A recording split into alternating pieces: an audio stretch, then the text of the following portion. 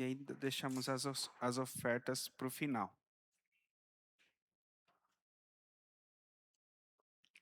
Nós estamos seguindo às quartas-feiras o estudo do livro de Neemias. E chegamos hoje no capítulo de número 10. O capítulo de número 10, ele está dentro, para entender ele, né, de uma forma mais completa, é interessante olhar para ele com o contexto daquilo que vocês já viram aqui no capítulo 8 e 9. Ele está ligado a esses outros dois capítulos. Eu não lembro se vocês viram, né? Eu sei que vocês viram, mas eu não sei se vocês lembram, que no capítulo 8 de Neemias, não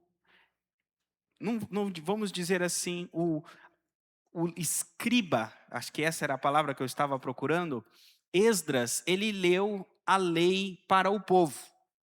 O contexto de Neemias é uma reforma espiritual. O povo de Israel estava em outro país, estava na Babilônia, foi trazido novamente para Judá, e agora tudo estava começando de novo. O templo estava sendo recomeçado, a lei estava sendo novamente ensinada para o povo. Então, no capítulo 8, a Bíblia diz que Esdras, ele abriu as escrituras e juntamente com os levitas, eles ensinaram a lei para o povo.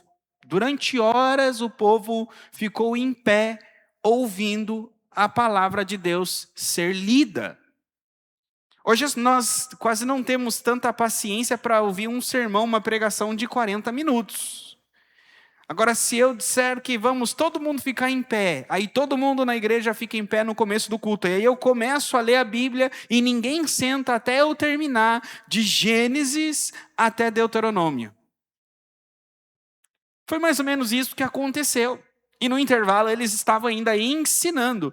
Mas a Bíblia diz que enquanto a palavra de Deus estava sendo ensinada, revelada não no sentido de que Deus estava trazendo algo novo, revelada no sentido de que o povo estava ignorante e oculto quanto à palavra de Deus. Ela estava ali, mas o povo não sabia, não lembrava, não era ensinado. Então, para eles era novidade. Então, quando o sacerdote começou a ensinar, o escriba Esdras começou a ensinar, a Bíblia diz que o coração do povo começou a compungir-se ou afligir-se por ter quebrado a lei de Deus. E aí eles começaram a se sentir culpados. E houve uma comoção muito grande no meio de toda a congregação dos israelitas. E aí entra o capítulo 9, em que eles começaram a confessar os pecados deles. Então o contexto é que quando, todo avivamento ele tem essas características. Uma vez eu lembro, se eu não me engano, deve fazer alguns meses, alguns anos, um avivamento numa cidade que eles diziam avivamento de Aylesbury, que era na cidade, no país da Austrália, se eu não me engano, ou Canadá. Mas o avivamento é que começou o culto, começaram a cantar e ninguém mais queria deixar a igreja. Aí ficou um louvor atrás do outro. E fazia já 72 horas que não acabava aquele momento de louvor na igreja. E aí todo mundo começou a ficar, nossa, isso é um avivamento. Ninguém quer sair da igreja, 72 horas, todo mundo cantando. Mas não tem nada parecido com isso. Isso aqui é um avivamento. Avivamento não é cantar e não querer mais parar de cantar. Não é cantar, louvar e começar a chorar. Avivamento está em ouvir a palavra de Deus, entender pela palavra de Deus que eu sou pecador e sentir desejo e vamos dizer assim, se afligir interiormente e chorar pelos meus próprios pecados e pedir transformação para Deus. Desejar e ser transformado. Isso é avivamento.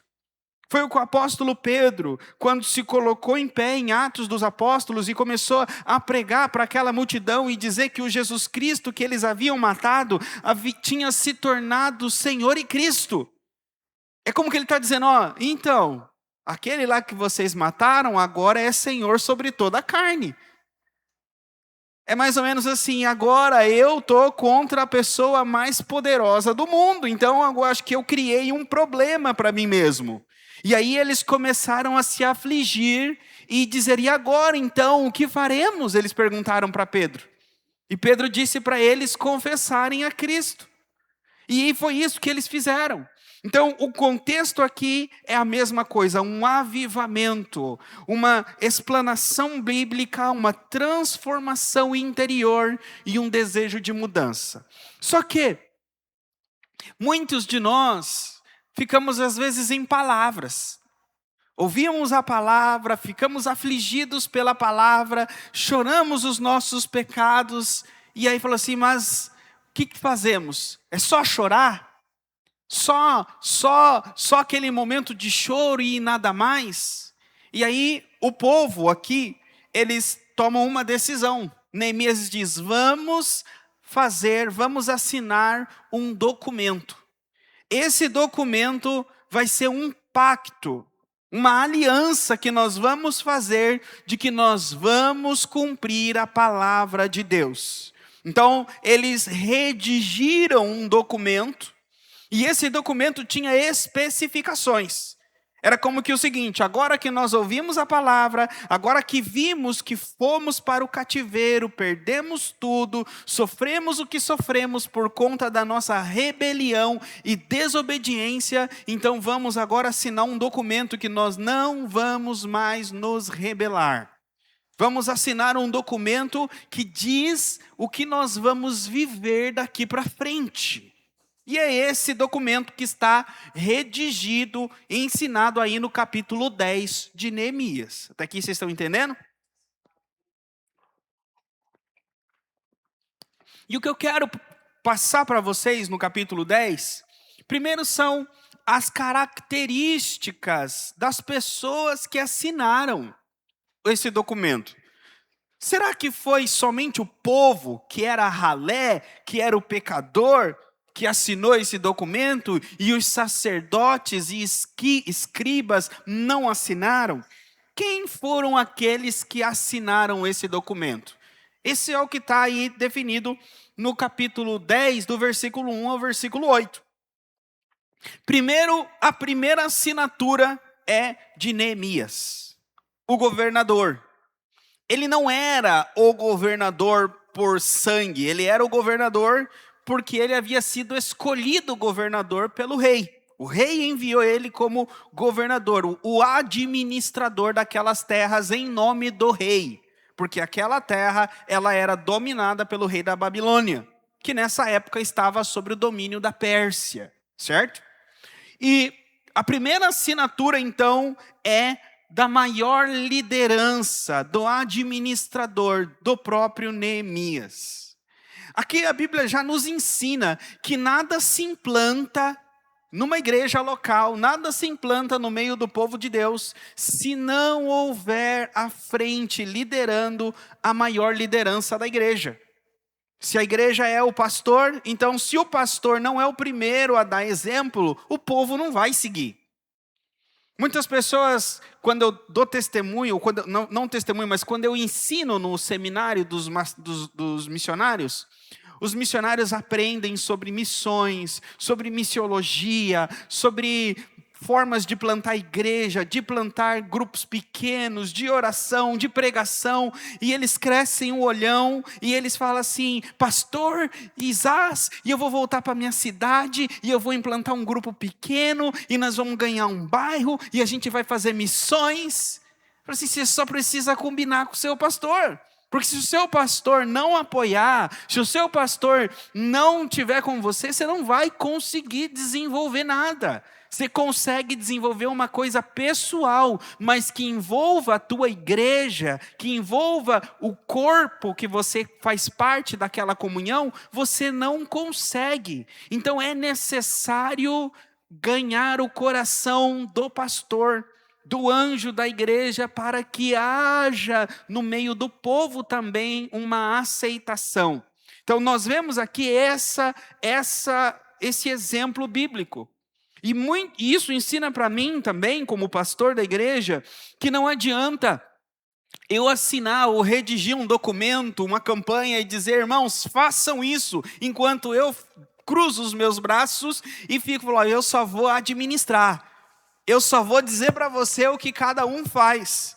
Na verdade, eu tenho que ser o primeiro a fazer. É mais ou menos assim, eu vou contar para vocês um segredo bem baixinho, tá? O pastor inventa a loucura, sai correndo na frente, todo mundo corre atrás. Aí quando todo mundo pega embalo, o pastor vai diminuindo a velocidade. E deixa todo mundo correndo e vai tocando por trás. Não vai deixando ninguém. É mais ou menos assim que a gente faz. Tá? Tu tá rindo.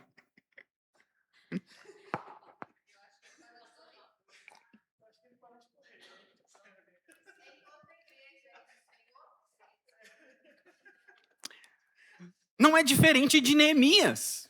Tem um problema que vocês vão ver no capítulo 13, tá? Não vou dar o spoiler aqui para vocês. Mas Neemias fez isso. Ele organiza, ele dá o exemplo e depois o rei chama ele e ele precisa voltar para a Pérsia. Mas ele dá o exemplo. Não tem como o pastor redigir ou liderar as ovelhas pela voz. Não é pela voz. A gente fala assim, o pastor, as ovelhas conhecem a voz do pastor. Sim, conhecem. Mas o pastor Jesus, não é o pastor Johnny. A gente até brinca, no final do ano lá, que eu fico ouvindo a voz das ovelhas, eu tenho que falar, é uma brincadeira, mas a verdadeira voz que vocês ouvem é a de Jesus. A liderança espiritual de Jesus é pela palavra. Hoje. Mas a minha liderança como pastor é pelo exemplo. Jesus, ele veio, nos deu o exemplo. E aí ele se ausentou de nós e falou, agora vocês obedeçam às minhas palavras. Eu já dei o exemplo. E para os discípulos ele disse o seguinte, agora vocês amem uns aos outros como eu vos amei. Vocês vão liderar pelo exemplo. Então o pastor que conduz bem uma igreja, que conduz bem um rebanho, ele conduz pelo exemplo. Pela integridade, é pelo que ele faz, não é pelo que ele fala. Então, depois de Neemias, versículo 2 ao versículo 8, quem assinou foram os sacerdotes, 21 sacerdotes. É a liderança espiritual e do culto, aqueles que estavam à frente. Notem que em meio a um avivamento, aqui nós estamos falando de um avivamento. Eu quero também ensinar para vocês, avivamento traz a ideia de vida do Espírito Santo. Uma outra palavra que é usada ao invés de avivamento, que segue a mesma linha, é revitalização. Revitalizar é novamente dar vida. Revitalização de igreja é pegar uma igreja morta, que quase não tem membros, que quase não tem ministério de louvor, não tem pastor. Então você vai revitalizar uma igreja que está fechando. Então você vai dar vida e fôlego para ela novamente. Então aqui o povo, eles estão num processo de avivamento, de revitalização espiritual e também cívica. O que é isso? Eles voltaram da Babilônia e estavam novamente organizando a questão de imposto, a questão da cidade, organização da construção dos muros. Então não era só a questão espiritual. Mas, em meio à reconstrução da cidade, dos muros, dos impostos, aqueles que estão à frente são os sacerdotes. É a liderança espiritual que está à frente das questões do dia a dia do povo. Então, os segundos que assinaram foram aí os sacerdotes. E o que isso nos ensina, nos traz para nós? Que uma igreja, ela não pode estar rachada, o pastor e a liderança. Assim como Neemias foi o primeiro que deu exemplo, a liderança que dá o suporte para ele veio logo atrás dele. Então, se tem uma igreja que tem o pastor, que dá o exemplo, que vai à frente, e aí a coliderança, os presbíteros, os discípulos, os presbíteros, os diáconos, os outros pastores, eles não vão à frente com o pastor, mas são os membros que vão à frente da diaconia, do presbitério e dos outros pastorados, também está errado. Então, logo atrás do pastor, quem vem é a liderança, aquele que está mais próximo. Eles também devem dar o exemplo. E depois, por último, vem o resto do povo. Mas é interessante, né, se vocês pegam Josué capítulo 24, versículo 15, que diz: eu e minha casa serviremos ao Senhor. Malaquias 2,7, os lábios do sacerdote guardam o conhecimento. O que a Bíblia está ensinando é que esses vão à frente, dão exemplo e deve haver comunhão, ou seja, ter a mesma visão, o mesmo entendimento. Não tem como ter duas mentes. Não tem como dizer: eu assinei aquele documento, mas eu não queria não. Assinei porque Neemias obrigou a gente a assinar. Não pode. Tinham o mesmo coração. Depois, os levitas. Então, primeiro Neemias, depois os sacerdotes e depois os levitas. Em versículo 9 ao versículo 13. Esses levitas, lá no capítulo 9, do versículo 4 ao versículo 5, já fala deles, que eles conduziram a confissão. No capítulo 9, eles confessaram os pecados deles e foram conduzidos pelos levitas. A família lá de Jesua, Binuí e Cadmiel foram aqueles que conduziram o povo na confissão. E esses mesmos levitas, então, que conduziram o povo na confissão do capítulo 9, estão assinando também o documento no capítulo 10. Então, e levitas, então, eles estão um degrau abaixo dos sacerdotes.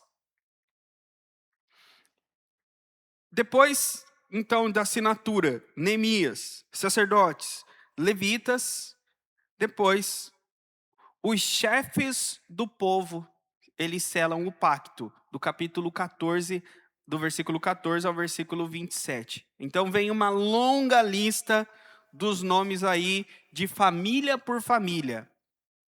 E esses, representando os seus clãs, eles também assinam, né? Mas olha que interessante, eles enviam um representante da família, do clã. É como que é o seguinte: eu estou assinando por todos aqueles que levam e carregam o meu nome, o nome da minha família. Não foi uma assinatura de cada um que foi lá. Era dessa forma que era visto no Antigo Testamento. Depois dessa lista, aí vem o restante do povo. Quem é o restante do povo? São os porteiros, os cantores, os servidores do templo. Aí na Bíblia de vocês, versículo 28 e 29, vai falar dos netinins. Netinins. Vocês sabem quem são os netinins? Ou os netineus?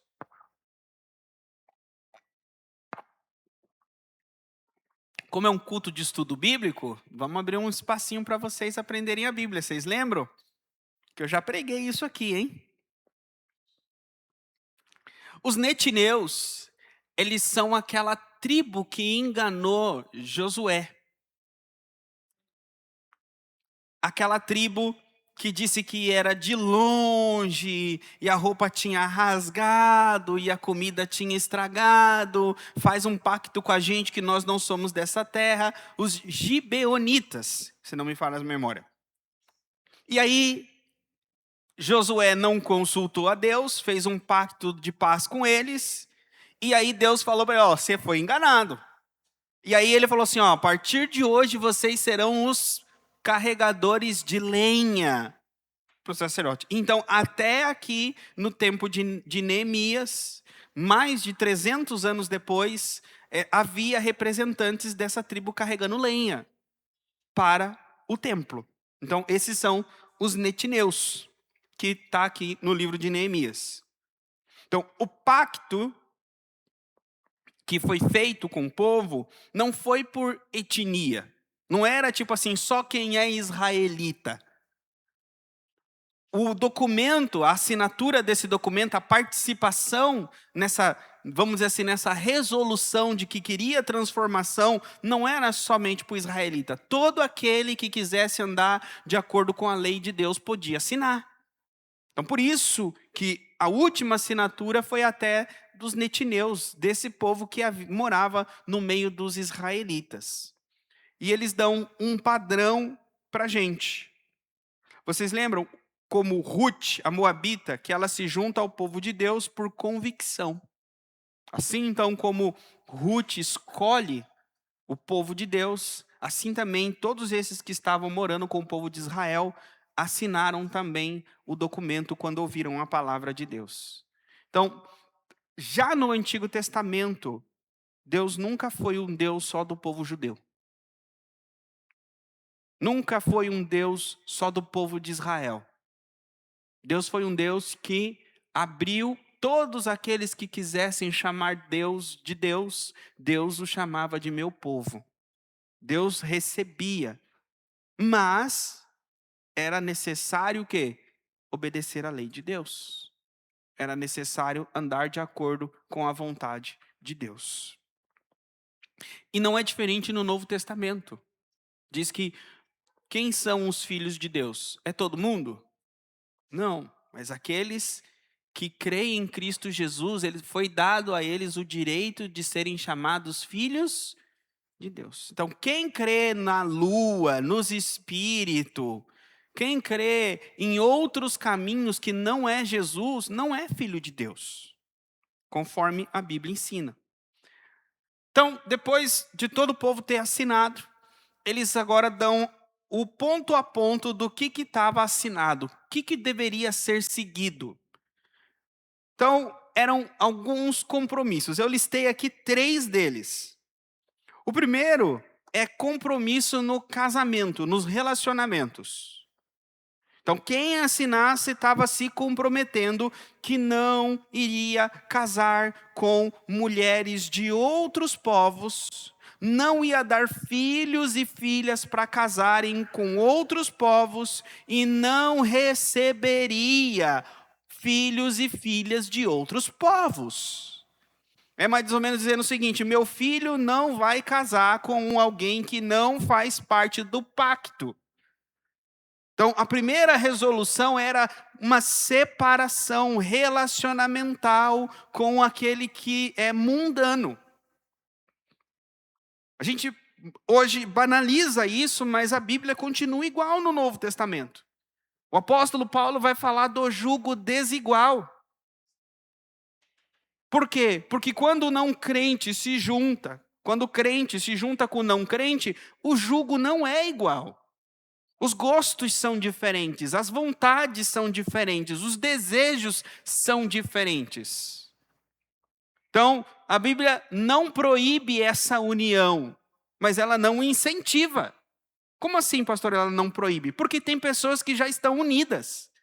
Quando elas vêm para a igreja, elas já estão unidas. A Bíblia não fala separem, mas quando a Bíblia diz, se você é solteiro, e ele é solteiro, e ela é solteira, não escolha a união. Escolha alguém que é da família espiritual. É isso que a Bíblia orienta. Então, o primeiro problema que Israel teve foi a questão do relacionamento. E por que Neemias coloca em um contrato? Vocês já pensaram nisso? Você entrar aqui na igreja e falar assim, você quer ser membro aqui? Eu falo como pastor para você, você vai assinar um contrato que você não vai namorar não crente, que você não vai casar com não crente, que você só vai esperar para namorar ou casar com um cristão batizado. Já pensou para ser membro da igreja você ter que assinar isso? Por que que Neemias falou isso? Por quê? Porque o que levou o povo à queda foi a mistura com outros povos. O próprio filho de Davi, Salomão, a Bíblia fala que ele teve muitas mulheres e grande parte delas, as mais poderosas, elas eram de outros povos e pediram para Salomão construir templos para outros deuses. E Salomão construiu, porque queria ter paz com a esposa e queria ter paz com os pais dela, que eram reis. Então o Salomão trouxe a idolatria para dentro de Israel por causa de alianças de casamento. Hoje a gente fala assim, pastor, mas não, eu não vou casar com um homem ou com uma mulher que vai me levar para adorar outros deuses. Talvez não leve você para um centro, para uma imagem, para um ídolo, mas coloca outro ídolo no teu coração. Coloca uma televisão, coloca um programa, coloca um lugar para sair no domingo em família. Muda a prioridade na tua mente, a tua família muda a tua prioridade, tirou o teu foco. Então, quando a família está unida na prioridade de Cristo, é essa adoração que vem em primeiro lugar. O segundo ponto é o sábado. Eles tiveram um problema que chegava comerciantes para vender na cidade no dia de sábado. Então já pensou? O perfume importado, o sapato, o vendedor só vinha no dia de sábado, que não podia sair, que era o dia consagrado. Isso que eu falei aqui de perfume e sapato, mas e se fosse o arroz? E se fosse o feijão? E se fosse a carne? Você fala assim, vem na segunda que eu compro, mas no sábado eu não posso. Ou será que a gente vai falar o seguinte, o Senhor sabe todas as coisas, o Senhor entende. Que eu preciso de arroz, eu preciso de feijão. E o vendedor só vai vir no sábado. Lembra como eu falei para vocês, no domingo, o menino com as 2 moedas, ele derruba uma no bueiro, que era de Deus, e era uma dele e uma de Deus, ele derruba e ele fala o quê? Senhor, perdi a tua moeda. É como que na nossa cabeça a gente pensa o seguinte, se der problema, o Senhor entende. Deus entende, Deus sabe, Deus é paciente, Deus é longânimo. E assim nós vamos cada vez cedendo mais e sendo transformados pelo padrão do mundo, pelo formato desse mundo. O outro ponto é que eles deveriam guardar o dia, santificar esse dia e não abrir as portas da cidade para receber nenhum vendedor no dia do sabá. Então, é como que está dizendo, Shabá não tem shopping. Shabá não é dia de gastar o dinheiro, não é dia de passear. Mas então eles não passeavam, pastor, o que eles faziam? A Bíblia ensinou que no dia do Shabá é o dia de fazer o bem. O que eles fizeram errado e fazia muito errado é ser o religioso no dia do Shabá. Jogar um pano em cima do espelho, que eu não posso nem ver a minha imagem, porque isso é luxúria. É ficar dentro de casa só fazendo oração, só lendo a Bíblia. Nada disso Jesus falou. Jesus disse, qual de vocês que no dia do Shabá uma ovelha cair no buraco, você não vai lá tirar ela? E ele disse, então o Filho do Homem, muito mais. No dia do Shabá, Jesus frequentou a sinagoga, Jesus curou os enfermos. É o dia que Jesus tirou para resgatar o perdido, para visitar aquele que estava longe, para orar pelo enfermo, para pregar o evangelho, para ouvir a voz de Deus. Esse é o Shabá que agrada a Deus. Depois, o último, eu vou citar só, mas não vou entrar nele para não tomar muito tempo. Então, a questão das compras do Shabá, e eles também estavam negando o ano sabático. O ano sabático era, depois de 6 anos, o 7º ano, ele era considerado sabático, que a terra deveria descansar. Então, eles não poderiam plantar e nem colher, né, daquilo que plantou naquele dia. Então, eles deveriam só colher o que estava plantado no ano 6º. E Deus disse: hajam assim, façam assim, porque no ano 6 eu vou dar para vocês uma colheita dobrada, para que vocês não precisem trabalhar no ano 7. Já pensou, irmãos? Já pensou? Você é dono de uma empresa e você ficar um ano inteiro sem abrir a porta da tua empresa? Porque aquele ano você vai deixar descansar, você vai trabalhar para o Senhor um ano inteiro. E o que você ganhou no ano 6 vai suprir o ano 7. É interessante, né? Depois, o último ponto. Então, o primeiro ponto era os casamentos, os relacionamentos. O segundo ponto era a adoração. O dia do sábado, o ano sabático. E o terceiro ponto era no bolso. Como eles administravam o dinheiro deles. O povo tinha que voltar a contribuir com o imposto que era para o cuidado do templo, com os dízimos, e os levitas deveriam também dar os seus dízimos para os sacerdotes. Ou seja, ele fala, o povo dava o dízimo para o levita, e o levita dizimava do dízimo que recebia para o sacerdote. Então, o outro ponto que eles assinaram, que eles não iam deixar passar, era a fidelidade com a casa de Deus através da renda financeira deles. E eu vou terminar aqui a ministração. O último ponto era a questão, deixa eu ver aqui, versículo 38 e 39, ele diz o seguinte: não abandonaremos a casa do nosso Deus. Não abandonaremos a casa do nosso Deus. Tudo isso que eles fizeram, esse documento todo que eles anunciaram, assinaram, era uma forma que eles estavam dizendo que eles iam cuidar da casa de Deus. E aqui, queridos, eu vejo algo, como Deus faz as coisas. Deus entrega a casa dele para nós cuidarmos. É incrível isso. Irmãos, você consegue enxergar se no céu você vai precisar de uma vassoura para varrer aquelas ruas de ouro? Você vai precisar de um pano, irmã Ilza, para passar naquele trono que Deus está sentado?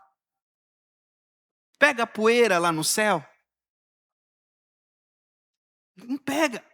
Agora Deus aqui na terra, Ele fala assim, vocês vão cuidar da minha casa. E aí, só que as coisas terrenas, elas quebram, queimam, sujam. Aqui, dentro do tempo, espaço, as coisas se deterioram. Tudo se deteriora.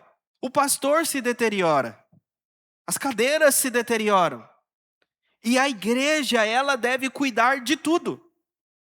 A igreja cuida do pastor, deteriorou o pastor, a igreja troca, deteriorou as cadeiras, a igreja troca, sujou o templo, a igreja limpa, queimou o fio, a igreja troca, tem teia de aranha, a igreja limpa. Como que Deus entrega toda a casa dele nas nossas mãos? E aí, o que é mais interessante é, gente, vai dinheiro. E Deus fala assim, imagine, no plano de Deus, eu vou colocar cada centavo necessário no bolso de cada um daqueles que congregam naquele lugar. E não é o rico sozinho que vai carregar todo o peso. E não é a viúva pobre sozinha que vai carregar todo o peso, mas é o corpo em conjunto que vai participar. E assim a casa de Deus, ela é cuidada. É um privilégio, irmãos. É um privilégio cuidar da casa de Deus. Eu acho, digo para vocês, que é só um teste. É só um teste. Quem passar no teste, Deus vai colocar para cuidar de outras coisas na outra vida.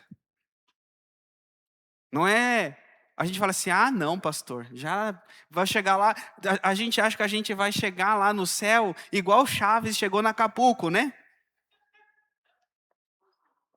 A camisetinha listrada, o chapeuzinho de palha. Assim, Senhor, onde é o meu quartinho? Eu quero água de coco, eu quero uma rede e só o barulho das ondas. Se puder, manda um anjinho para cantar para mim de noite para dormir. A gente acha que o céu, né, vai ter uma recepção que vai colocar o nosso nome igual chega no resort. Quando nós chegarmos no céu, queridos, a gente vai falar assim: Senhor, aonde que eu trabalho? A diferença é que nós não teremos um corpo que se cansa. Não teremos um ânimo que se deteriora. Nós não teremos um sentimento doble que fala assim: ah, hoje eu quero, aí esfria, eu não quero mais.